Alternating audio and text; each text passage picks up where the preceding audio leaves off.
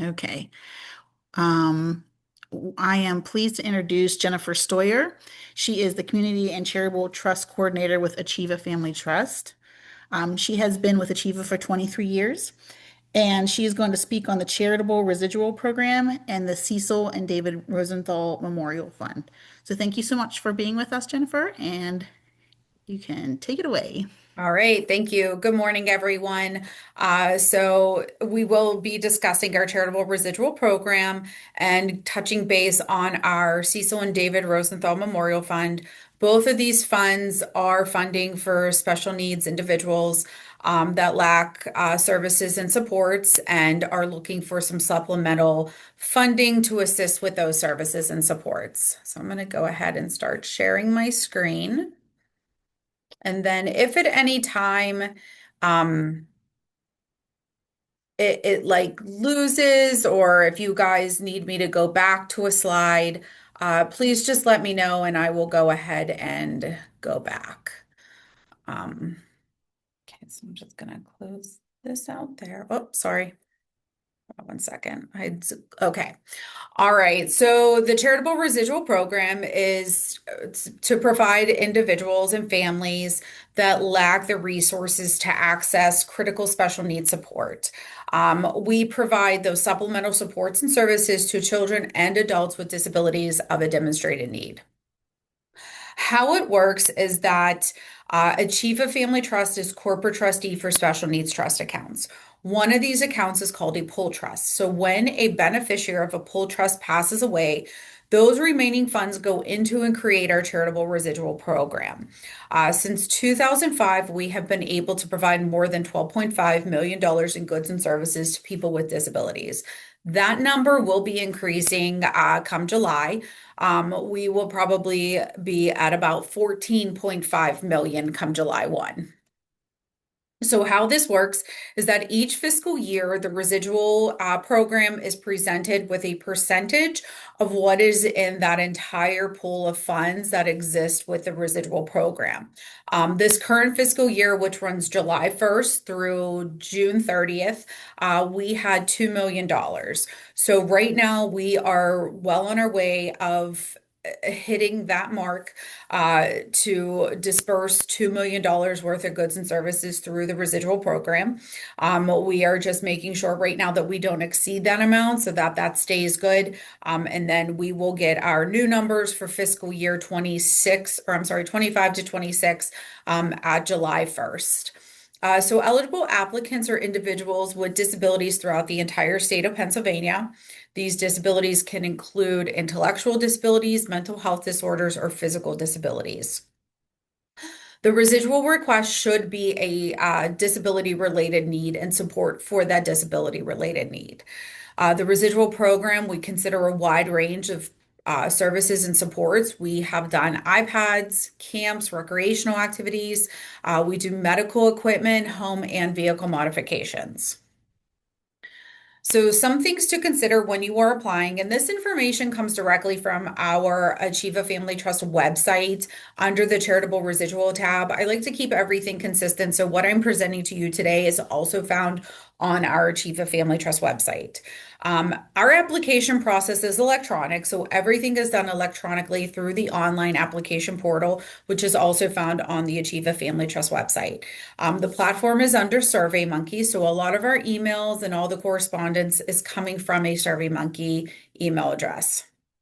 Requests are required to include all of the supporting documentations to support that request for that particular service or that item. We're going to go into what some of those supporting documents look like. Each application is going to look different. I will touch base on the top three supporting documents that are needed for each of the requests. But again, if it's going to be something like a home mod, you might need several other supporting documents. If it's going to be medical equipment, you might need something else. So we'll touch base on what the top three of those are. And then at any time, if anyone is interested in applying, you can reach out to me and we'll discuss that. But it is on our website too. If you select a specific, not website, I'm sorry, in the application, if you select a specific need, the application will present you with what those supporting documents look like and what you have to obtain to apply for that particular item. So only completed applications are considered for our review. What happens is that you're going to start the application, and your application will remain in that application stage until the applicant processes it for consideration. It can only be submitted for consideration once all of the supporting documents are submitted and finalized on the applicant's end. So what happens is that whenever you go into the application, you're going to start the request, and if it's for a camp request or it's for recreational request, the application is going to give you a dashboard, and on that dashboard is going to say joinder agreement, letter of support, and invoice. And it's going to have circles. And when those circles are filled, that would indicate to you and the applicant that the information has been submitted and ready for review. So whenever all of those sections are completely green, and those circles are filled, then you can hit the submit button. You will not have the option to submit until all of those items are filled and it's ready for review by our residual team for consideration. Once it goes from the application stage, it goes to me, which I am the initial review. I will review the application to make sure that everything is there. And then if everything is there, it moves on through the additional stages of the review until the final determination. If the information is still needed and there might be something missing, I will reach out, and typically those emails are going to come from a no reply at smapply.com. So they are coming from our SurveyMonkey system directly. It's really important that if you are with any type of agency, or you are receiving information, that their firewalls are accessible to the no reply emails, because they probably look like spam, and might be going into trash and you might not be able to see them. So it's really important to make sure that any of those firewalls are down against this particular email account, to make sure that that communication is being processed and that you are getting the emails. So determinations and all of our communication are done through email. There will be sometimes that I will reach out separately through my Chief of Family Trust email account, but any correspondence is typically going to be through the SurveyMonkey platform. We accept applications ongoing throughout the year, but we do have quarterly deadlines for the submissions. Those deadlines are January 1st, April 1st, July 1st, and October 1st. So right now we are coming up on the July 1st quarter deadline. So that doesn't mean that you wait until July 1st to submit that application. That is just the last day that those applications are going to be accepted for that particular quarter review. If they come in after that July 1st deadline, they are automatically held until that October 1st review timeframe. Like I said, we do accept them ongoing throughout the year. These deadlines are more so for us because we receive such a high volume of applications, for us to kind of catch up and make sure we didn't miss any, that things aren't lost in translation, that, maybe you forgot to submit that application, that we can go back and just make sure that things are completed and ready for review. After applications are received, oh yeah, I said that. After the deadline, they're automatically held until the next one. We do accept applications every 2 years, and those are typically for our regular residual requests, such as home mods, vehicle modifications, professional services such as music therapy. Those are accepted on an every 2 year basis. But you can request camp or recreational activities on an annual basis as well. Recreation is items like horseback riding, gym memberships, if there's swimming lessons, things of those nature. We do a lot of Kennywoods. For our individuals that live in Erie County, we do a lot of Waldemere and Erie Zoo passes. So we do a lot of those things, and those are considered on an annual basis. So you could, however, still apply for a camper rec in 2025. And within that 2025 year, if this is your first time coming to Achieve a Family Trust, you could apply for another regular residual. Say you are in need of some sensory items. You can apply for that too within that year. And then in 2026, you would only be able to apply for a camp or recreational activity. and then you would be locked out for what we call the regular residual request until 2027. Uh, we do have a standard, pretty strict camp deadline of those submissions, and it is April 15th. This assists us with making sure that those camps come in, that we can review them and have determinations out prior to those applicants receiving the camp funds for that summer camp that they want to participate in. Okay, some other things to consider whenever you're applying is that we do consider emergency requests. These are completed on a case-by-case basis. What you should do is contact me first. My number and extension is on the screen. Contact me, we'll have a discussion about it, and then I would then have to take that to my managers to see if they would deem the request an emergent need or not. Some examples of an emergency need that we had just done. We had a family that was coming out of homelessness, and the parent going into the apartment needed a bed. So we did that immediately. Another family, an individual was facing eviction because of some bed bugs and clutter in the house, and we processed the bed bug removal and the cleanup in the house so that that person would not be evicted. Another one is that we had a family, a son in a wheelchair who was confined to a wheelchair and depended on that their vehicle was totaled. And since there was no other means of transportation, that family had no way to go anywhere.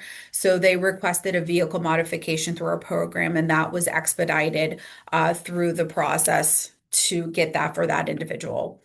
So what happens with these emergency requests is you complete the application. You would do it just like any other application. And then once our team deems it as an emergent need, it is just moved through the process quicker, so that it just doesn't take as long for the review. It still takes some time. We still have several team members, and then if it's over a certain amount, it has to go to our board. So it still does take time, but we do try to expedite it quicker so that that need is fulfilled prior to. So Achieve a Family Trust will complete all of the purchases according to the date of the approval. So if somebody was approved in January, we would do their purchase prior to somebody that was just approved in April. There's a lot of things that come into play whenever we're processing approval. Sometimes we don't have all the paperwork. Sometimes there are delays with other people's purchases that delays our purchasing process. But we do try to complete everything in a timely manner. However, there are just some things that are really out of our scope of making sure that we can do things accordingly. Sometimes we have to wait on funds to come back because of a return. So there's just a lot of things that come into play, which restricts us from moving forward as quickly as we like to. But we really try to make sure that we do all of the approvals as soon as we can. Um, and what happens with those purchases is that we do have a purchaser. It would either be myself or the purchaser reach out to the applicant or the person applying on the applicant's behalf, and they would reach out to confirm address. We would complete the purchase, and then emails will go out so that you obtain all of the shipping and all of the information for that particular item that is being purchased. If the purchase can be paid by a check, the checks will be sent directly to the vendor and never to the individual or family. So anytime we are paying for a gym membership, the check is being made out to the gym. If we are going to the zoo and you're getting a zoo membership, we are purchasing the zoo membership, and then we are physically mailing or having the family come to our office to pick up the actual membership card. So everything is already purchased and no monies will be exchanged between the family or the individual receiving the funds. We do a lot of gift cards through our program. We have a lot of individuals that come to us for some clothing, some household items. And what happens with that is that we provide an electronic gift card to the family or to the applicant. They're typically in sums of 250 depending on how much is requested.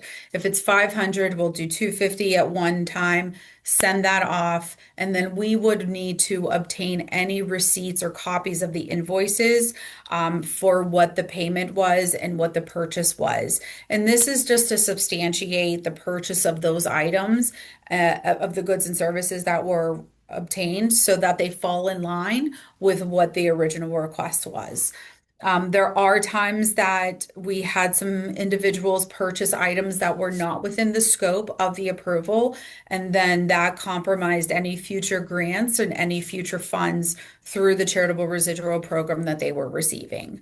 We really have to keep it within, the purchases for the sole benefit of the applicant, and they were purchasing other things. So that really, makes it difficult for everybody that's involved to not have those. But that does compromise any future funds through the residual program if they are purchasing something outside of what was approved through the request. So reimbursements for items already purchased will not be considered.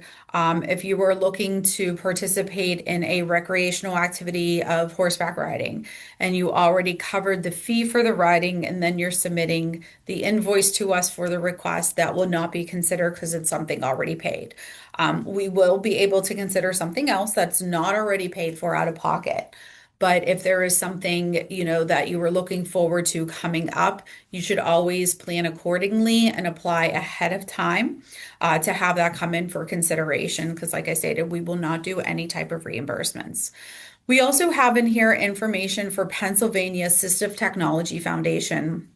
I don't know if everyone is familiar with that or not, but we collaborate with them an awful lot, especially for our vehicle and home modification programs. The PATF is Pennsylvania Assistive Technology Foundation. They are a low interest rate loan program located in King of Prussia. Their loans are anything from, I think, $100 up to $7,000 is 0% financing. Anything $7,000, I think, to 65,000 is 3.75% financing. So while we can look at the modification portion of vehicle, a lot of our families will go to PATF to obtain that low interest rate loan for the vehicle cost itself. Same thing with home mods. We might only be able to cover a percentage of the modification, and then they would go to PATF or other services to fund the remaining cost of that. So that information is on there too. It's patf.us. It's a really nice website as well. They have a loan calculator. So if you're trying to figure out what your monthly payments will be over a course of how many years, it is a very nice website to check out as well. Okay, some frequently asked questions for our residual program. So who is eligible? Applicants are individuals with disabilities throughout the state of Pennsylvania. Those disabilities can include mental health disorders, intellectual disabilities, and physical disabilities. If there's ever a question regarding someone's eligibility, just reach out to me and we can have that discussion. Is there an age restriction? Yes. We do have a bit of an age restriction when the applicant hits 65 years of age and over. If the applicant is 65 and over on SSI, we cannot consider any funding for that person. If the applicant is 65 and over on SSDI or Social Security, funding can be considered, but only up to $500. This has to do with the 5-year look-back period for Medicaid, and obtaining residual funds will look like income. So that may compromise the applicant's government benefits, and we don't want to do that. So we do have those restrictions in place for that purpose. So these are some of the supporting documents that I was referring to at the beginning. These are the top 3 things that are needed for just about every request that comes through our program. So determining which application and what you are requesting, different supporting documents may be needed. So we're just going to go over the 3 that are mostly for every request that comes through. One would be the letter of support. So the of support is written by a professional that is providing supports and services to the applicant. Some examples of these professionals are service coordinators, case managers. They could be physical therapists, occupational therapists, doctors, school counselors.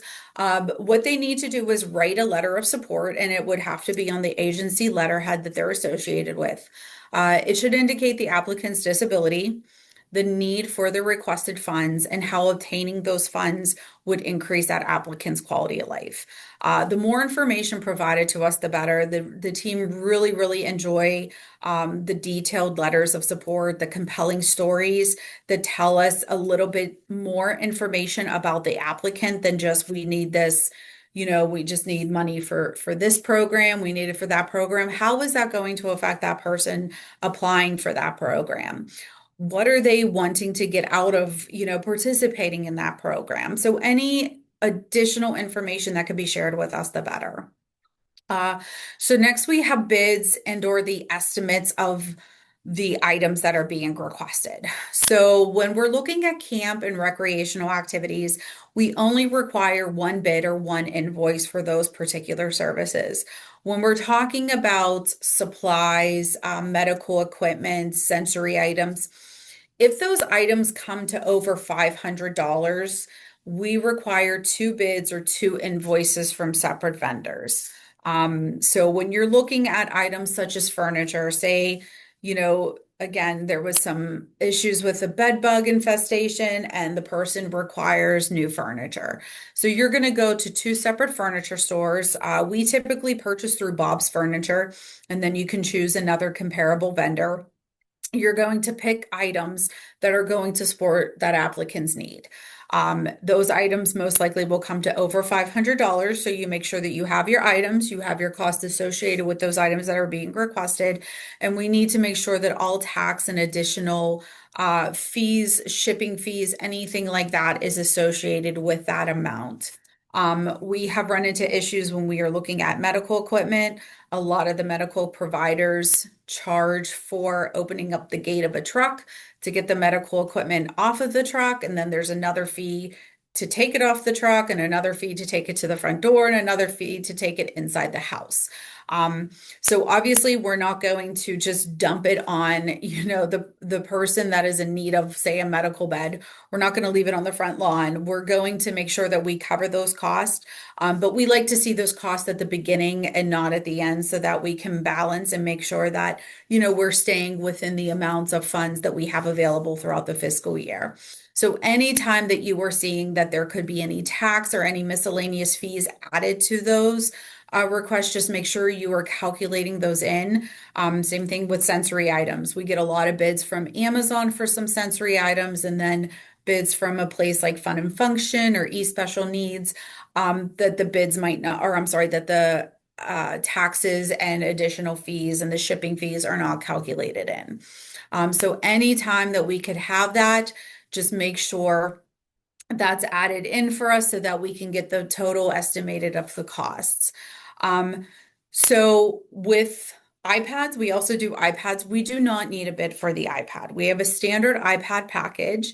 It is a 64 gig. I believe we're on the 10th generation iPad, and it comes with a protective case. And when we do 1 full year of the Apple Care, so we do not need the bids for that. Now, if there is a different device that would support the applicant's needs better than the iPad standard package that we have, then we would need the bids. If there's something they need a larger screen, or they're using this for school or moving transitioning from high school into college, and they need to take it for college courses, we can look at those, but we do need the bids, and then the letter of support would have to reflect that need for a separate device other than our standard iPad package. Next up, we have the joinder agreement. So we talked a little bit at the beginning about how these residual funds are directly from the pool trust account. So the joinder agreement is the document that beneficiaries sign to open up a pool trust. Because these funds are directly from a pool trust, the applicant needs to complete the joinder agreement. This joins the applicant to that residual pool of funding. The applicant is not opening up a special needs trust with us. They are not putting anything into it. So upon a death, there is not going to be anything owed back to us. Or we are not going to be keeping anything upon, upon the death of the beneficiary. You are simply benefiting from the charitable residual funds that are in our residual account through the pool trust. So what happens is that this document needs to be electronically submitted to the online application. And then if an applicant has not come to Achieva before, and has not received funds through the charitable residual program, the physical document completed in ink will need to be mailed to the Achieva Family Trust office for us to put on file. So in years past, we did not ask for the joinder agreement to be uploaded for every request. But in the last year, we did switch over from our previous portal platform to this new SurveyMonkey platform. So now every time someone comes back through our program, a joinder agreement, regardless if it is on file or not, will need to be uploaded electronically to the application for review. If they did come to us prior to, we probably do have a joinder agreement on file and one will not need to be mailed at that time. The only time it will need to be mailed is if this is a new applicant that has never utilized our funds before. We would need it both electronically and mailed into Achieva. This is always complicated. There's always a lot of questions around the joinder agreement. So if anyone has any questions, you can always reach out to me separately and we can discuss that and we can talk about the joinder agreement a little bit more in detail. Please also note that any distribution from the residual account is taxable. So once funds are processed through the program, the applicant or the beneficiary will be receiving a K-1 tax document the spring following the disbursement. So anything right now in this calendar year of 2025, if there is a disbursement, if you were applying for anything, next spring in 2026, the K-1 tax document will be sent out. It is viewed, I believe it's a percentage of what the disbursement is viewed as taxable income. So we can never say for sure what that is because we don't know. It's only a percentage of what is actually dispersed. And we cannot provide the tax advice for the recipients of receiving that K-1. You are to please take that to your tax preparer for them to provide you with any information regarding that. So how much can I request? There is really no limit to the amount that you can request through our program, but we do ask that, applicants take into consideration their needs over their wants, and be realistic with the requests that are coming through. For larger requests, such as the home and vehicle modifications, we typically consider up to about $10,000. There have been times that we have gone over that, and there have been times that we have gone under that. Again, this goes back to the information in the letter of support. The more information you provide to us, the better. We do ask too if there's any type of home or vehicle mods that you're looking into other resources as well. This could be waiver, this could be the PATF program or other charitable programs that are out there for services. Does the residual program consider home repairs? That is a no. The charitable residual program is not designed to support home repairs. These repairs include anything like sewer lines, windows, air conditioning units, furnace installation or repair. We do not do car repairs. We do not do pools, hot tubs, fences, or roofs. We will also not be able to pay an individual's bills, such as rent or utilities. And we do not consider childcare expenses or tuition. I've recently got a lot of inquiries around burial accounts as well, and that is not something that we can pay for.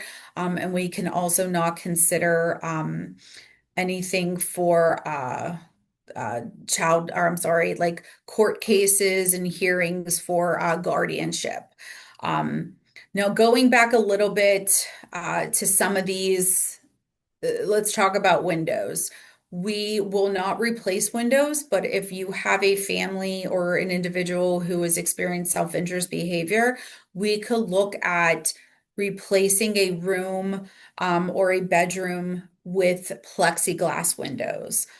We have done wall padding in an individual's home for self-injurious behaviors. We have done door widening for wheelchair accessibility.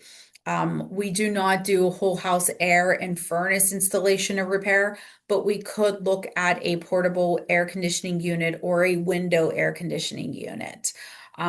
We don't do hot tubs, pools, but we could do a pass to a gym membership that has a pool.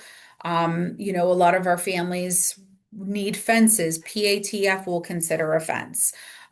We do not, but we offer the alternative of applying for the Angel Sense tracking system so that if there is a child or an adult that's of an elopement risk, those are the alternatives to having a fence. So just because there are some things that we will not consider doesn't mean that there are some alternatives or other ways of looking at support to support that applicant's needs. When will I know if I'm approved? As a general rule, once a completed application is submitted, it can take anywhere from 15 to 20 business days to review it. This is all truly based on the amount of applications that we receive. If it's a high volume quarter, it may take longer. If it's a low volume quarter, you may get the answer a little bit earlier. But again, there will be emails that come from the no reply at MS or SM apply email account with any instructions of information that might be needed for follow-up with determinations. So it's really important to really read those emails. I am typically copied on those emails. And then I can always be reached if there's any additional information. I do all the approval, so I add my email in there too. So if you need anything to follow up, you can always reach out.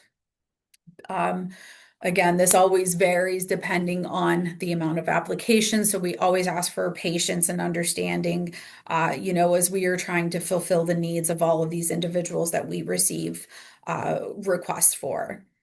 If approved, when will I receive what I am requested? So again, we work very diligently to process everything. We do according to the approval date. There's only one purchaser, and then I try to help out as much as I can in between to get these purchases out. There's really no time frame as to when these purchases will happen. Like I said earlier, sometimes we're restricted by things that are out of our control. We're waiting on funds to be returned from a specific vendor because of a return. We can't purchase anything until those funds are back into our account because we do have to account for every single cent that comes out of the residual program to ensure that we are fulfilling those needs. But they are completed according to the approval dates. So as soon as we get the joinder agreement, like I said, we might have one in January that we're waiting on, and then it's May, we get that joinder agreement. We'll go back and get that person and make sure that they're completed so that we don't have to continue to wait for that. Any questions about the charitable residual program right now that I can answer before we move on to the Cecil and David Rosenthal Fund? Okay. All right. So the Cecil and David Rosenthal Memorial Fund, the Rosenthal brothers were very well known in their community of Squirrel Hill.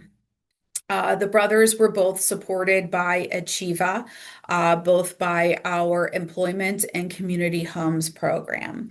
At the beginning, it stated that I've been with Achieva for 23 years. The first, I believe, 12 years of that employment was done in our community homes programs. I was a direct care staff, and then I was a supervisor for several years prior to moving then to employment and now with the Chief of Family Trust. So I had the privilege of working with Cecil and David for a few years in their home in Squirrel Hill. The brothers lost their life at the Tree of Life Synagogue in 2018. And as a result, From that, Achieva was designated the recipient of a lot of the monetary donations that they were receiving in their memory.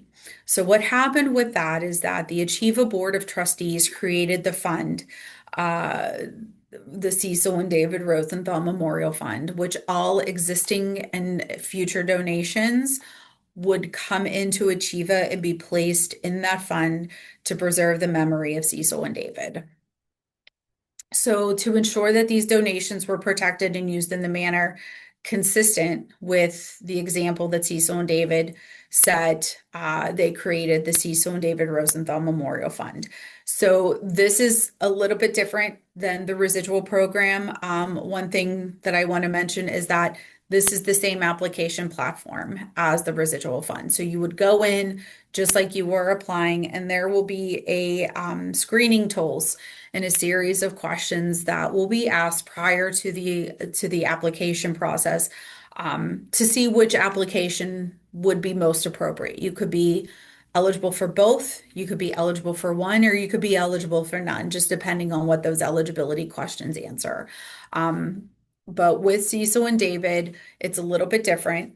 So applicants are people with intellectual, developmental disabilities, including autism, and they have to reside in these following counties. That would be Allegheny, Beaver, Westmoreland, Lawrence, Butler, Washington, Venango, Clarion, Clearfield, Jefferson, Elk, and Cameron. So right now, those are the counties that we are providing services for through the Cecil and David Rosenthal Fund. Come July, we are going to expand that to two other counties. We will be including Erie County and Blair County. So these are the counties. The counties are set up for eligibility because those are the counties that have a physical presence by Achieva. Achieva oversees the Cecil and David Rosenthal Memorial Fund. Achieva Family Trust oversees the Charitable Residual Program. I oversee both through Achieva Family Trust. So this is a little bit not as broad, not throughout the entire state, but there's still a lot of counties within the state that we can obtain and provide supports for eligible applicants. So, what can you apply for through the Cecil and David Rosenthal Fund? So, Cecil and David were very, very, very prominent in their community. They would walk down the street, they would hang out, go into stores. Cecil would take the bus from our strip district plant to the office. They were just very community integrated individuals. So to keep consistent with who they were, the application has to promote community engagement and activities. So these activities can include camps, recreations, iPads, vehicle modifications, concerts, trips. Some things that we just recently did, we do a lot of, Kennywood passes, we do Idlewild passes, we do Waldemere passes. We sent somebody to the Drake concert, I believe last spring, fall. This coming year, we have just a family just requested, actually not a family, an individual requested. She is going to the state of Indiana to go to a festival there. So we are covering the cost for her to participate in the festival, the tickets for the day, the zoo there, and having a companion go with her to participate in those funds. We recently had a family who this young man is going with his girlfriend on a trip on a Disney cruise. So he requested funds that we cover the cost of the Disney cruise, so that he can go with his girlfriend. His girlfriend is going with her family, and then we covered the cost for his participation. So this is really kind of outside the box. We can do a lot of fun things with it. We do want to make sure that it does, promote that social interaction and that engagement within the community.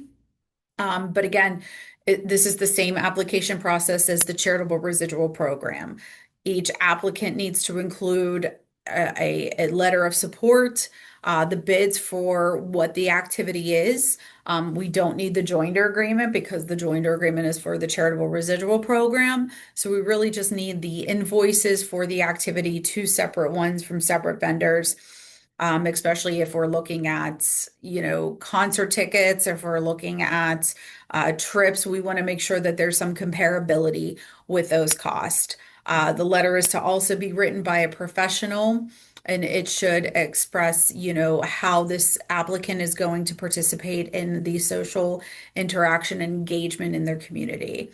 Um, Right now, there is no cap to the amount that is requested. This is a much smaller fund than our charitable residual program, so we don't have a lot of funds available, but it is a smaller program. We've seen higher numbers in the last year. I think when I took over this program in 2022, I think we had like 12 or 15 applicants. Last year we saw about 25 or 30, and this year we have close to 60. So the word is definitely out there. This is a great program. It's a fun opportunity for a lot of your participants and families to be able to do some things outside of the box. So we do ask that since funds are limited, that you still be realistic with what those needs are and what that request is going to look like. Right now, we do accept applications on an annual basis. This could change in the future based off of what funding we have available, and the increased amount of applicants that we're receiving within a fiscal year. But that information will be, presented to our families through our Achieve a Family Trust website and the Achieve a website under the Cecil and David Rosenthal Memorial Fund.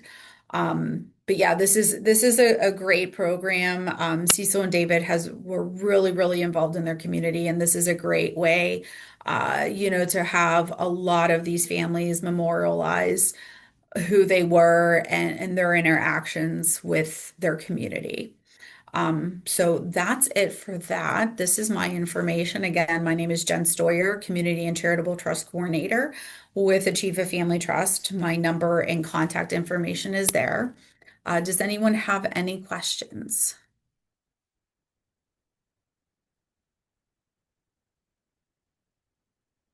No?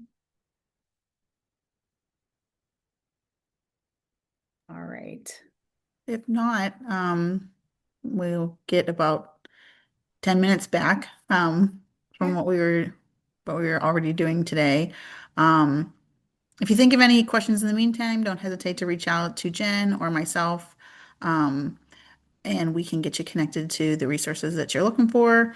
Thank you so much, Jen, for this presentation.